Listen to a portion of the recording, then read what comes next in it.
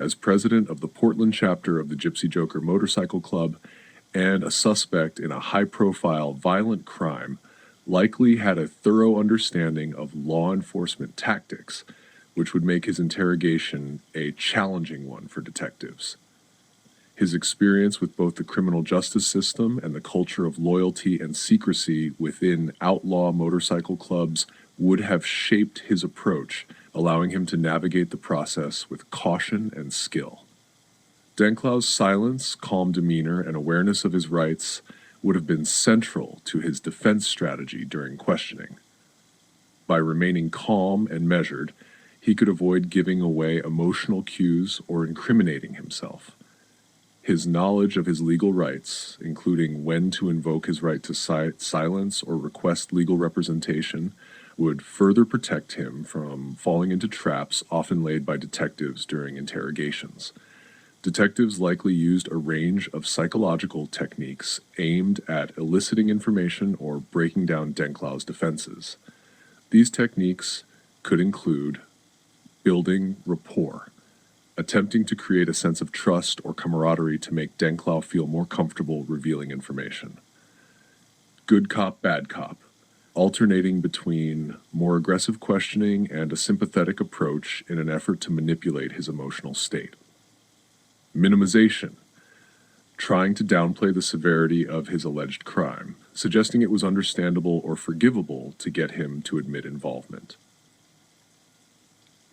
Confrontation with evidence, presenting real or fabricated evidence to provoke a reaction or cause Dencklau to rethink his strategy. However, given Denklau's position within the club and likely familiarity with such tactics, he may have anticipated these moves and remained unresponsive or carefully controlled in his responses. A seasoned individual like Dencklau would also be highly aware of how much he could safely share without incriminating himself or implicating fellow members of his organization, which places additional challenges on the detectives. The key to success in such interrogations often lies in external pressure points. Detectives might have focused on isolating Dencklau from potential co-conspirators or exploiting vulnerabilities, such as conflicts within the club or legal risks faced by those close to him. However, if they failed to locate or apply these pressure points effectively, the interrogation would likely stall. Additionally, the social and criminal dynamics of an outlaw motorcycle gang, where loyalty and silence are heavily enforced, can make breaking a suspect like Dencklau even more difficult. Overall, the detectives may have underestimated the depth of Denklau's knowledge and composure given his leadership role. Their psychological techniques, while effective against many suspects, may have had limited impact on someone as well prepared and seasoned in dealing with the justice system. Okay. And you're living with a gal down there, is that right? No, I kicked her out. Oh, she comes and stays. She stays, but she can only stay for 3 days at a time. She's kind of a transient. Huh, okay. I took her off the lease, and the people that I rent the house from said she can only stay for 3 days at a time. So if somebody looks in the house, they'll see all her stuff in the bags and stuff all piled there on the floor. When did you kick her out? Which time? I kicked her out a lot of times. Numerous times? Yeah, she just calls me and she's with no place to go and stuff and get tugs on the heartstrings, and I pick her up and let her stay for a little while again. It's a love-hate thing.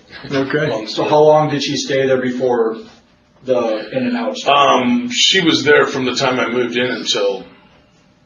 Well, I mean, not steady. She's never been steady there. She's always gets kicked out or moves out and goes and stays with somebody else for a while. She's kind of transients around. And what's her name? Nicole. Okay, so this last time, how long was she? So there's my background. That's it on Nicole. What else you want to know? Okay. Is Nicole the problem here? I mean, I know that she's had the cops over a few times. Okay. And she's had problems with the hospital and her. Tell me about the hospital. Well, if you don't know about it, then that's not what you're talking to me about. Do you know what I'm talking about? Is that what this is about? No. Is it about the other night? It does involve Nicole. So Okay. I don't know what the hospital thing is, so if that's not part of Nicole's issues, then... Okay. So, Nicole had Let me back up a little bit. How long have you been in a relationship? I'm not going to answer any more questions about Nicole. Okay. I don't have any more answers for you until I find out what you're talking about. Okay, well, you guys brought me in. I didn't bring you in. I want to hear what you got to talk about. Well, I'm trying to get to that, but part of that's going to involve how long you've known Nicole. Well, if you don't want to tell me what the heck I'm doing here, say so. Because I'm not going to sit here and give you a bunch of my background so you can play whatever kind of game you're playing. This is kind of stupid, man. I just got picked up and treated pretty roughly. You can still see the marks on my hands. This one was completely asleep all the way here, and thrown in a complete silent room there. I want to know what the heck's going on, man. Okay. Did you know Nicole back in October? October of this year? Last year. 2015. Well, yeah. Okay. You guys were living together off and on. I told you I'm not going to answer any more questions about Nicole until I find out what this is about. Is this a domestic thing? And if so, what am I doing in Portland? Well, it's kind of a domestic thing.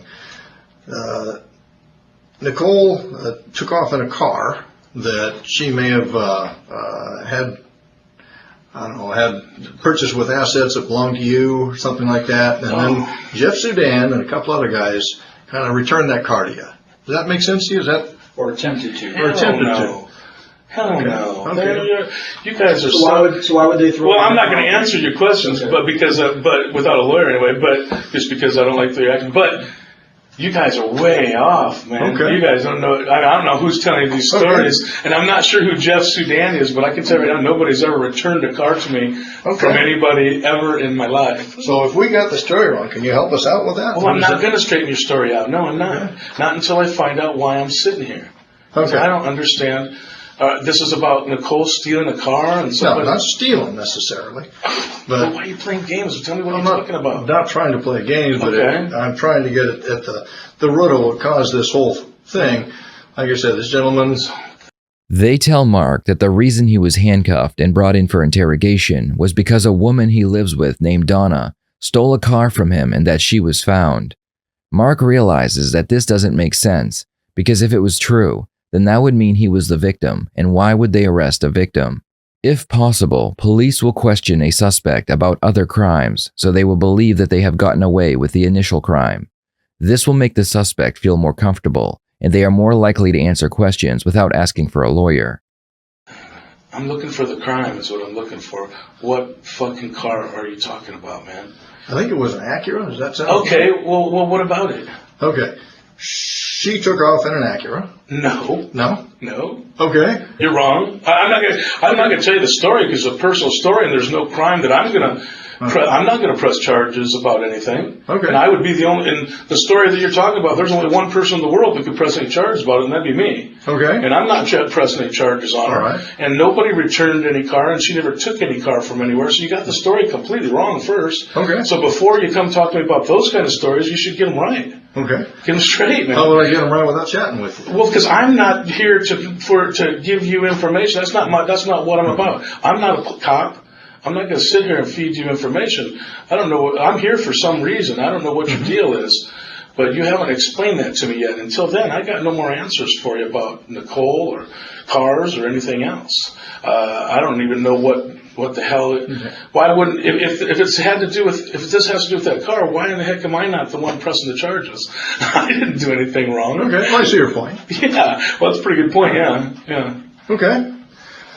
How far back do you want to? Let's go back. So you don't know Jeff? You said you don't know Jeff? Don't know Sudan? Jeff Sudan, no.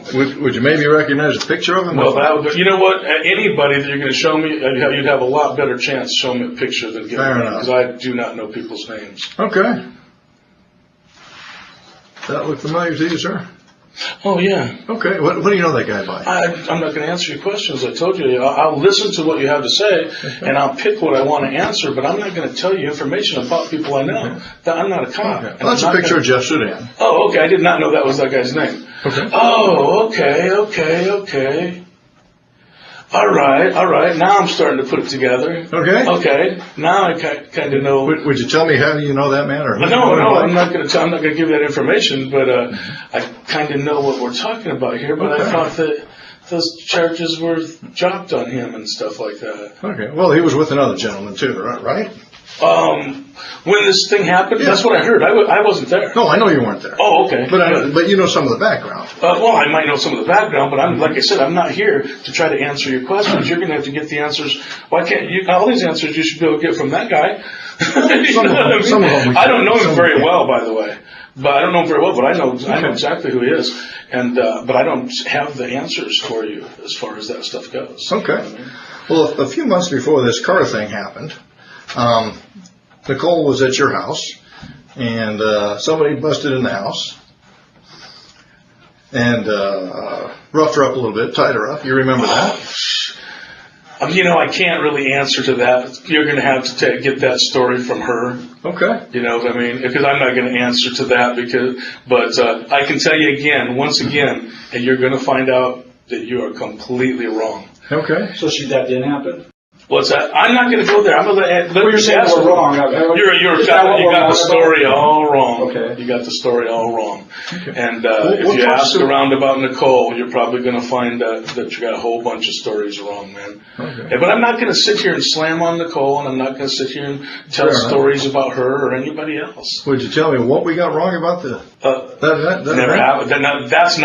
That's not what happened. I'll tell you that. I'll say that is not what happened. Okay. Nobody actually came to the house. Okay. All right. What did happen? I'm not going to tell you. Okay. I'm not going to let her tell you. I'm not Mr. Rat who's going to sit here and tell Nicole's life story to anybody. Okay. You know what I mean? If she wants to tell you that what happened, she will. And anything about what you took the car and the whole thing you're talking about, ask her. Ask her. It's not my story. It's hers. Okay. The detectives are trying to establish motive for the murder of Robert Huggins. They are now telling Mark that he is not being questioned just because of the stolen car, but also because of the robbery that took place at his home. Mark realizes that just like the car theft, he is a victim of the robbery at his